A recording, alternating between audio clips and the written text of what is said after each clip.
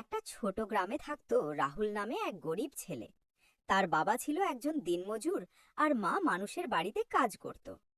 সংসারে এত অভাব ছিল যে অনেক দিনই ঠিকমতো খাবার জুটত না।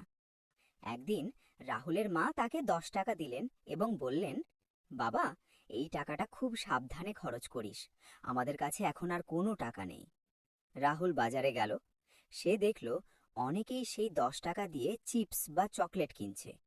কিন্তু রাহুল ভাবল, যদি আমি এই টাকা খেয়ে ফেলি তাহলে টাকা শেষ হয়ে যাবে, কিন্তু যদি এটা দিয়ে কিছু করি।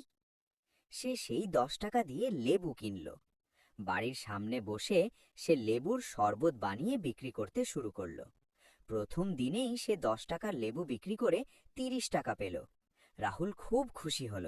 সে বুঝতে পারল, টাকা খরচ করলে শেষ হয়, কিন্তু কাজে লাগালে বাড়ে। পরের দিন সে আবার 30 টাকা দিয়ে আরও বেশি লেবু কিনল। এবার সে 70 টাকা লাভ করল। দিনের পর দিন রাহুল একই কাজ করতে লাগল। ধীরে ধীরে তার ছোট শরবতের দোকানটা একটা ছোট স্টলে পরিণত হলো।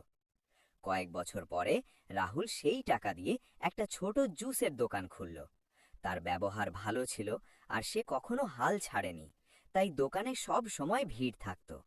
সময় যেতে লাগলো, ছোট দোকানটা বড় দোকানে পরিণত হলো। তারপর সেই দোকান থেকে তৈরি হলো একটা বড় জুস কোম্পানি।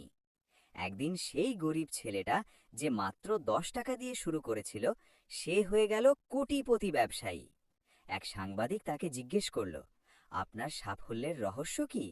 রাহুল হাসতে হাসতে বলল, আমি বড় টাকা দিয়ে শুরু করিনি, আমি শুধু ছোট সুযোগকে বড় বানাতে শিখেছি। এই গল্প আমাদের একটা বড় শিক্ষা দেয়। জীবনে বড় হতে বড় টাকার দরকার হয় না, দরকার হয় বড় সাহস আর ধৈর্যের।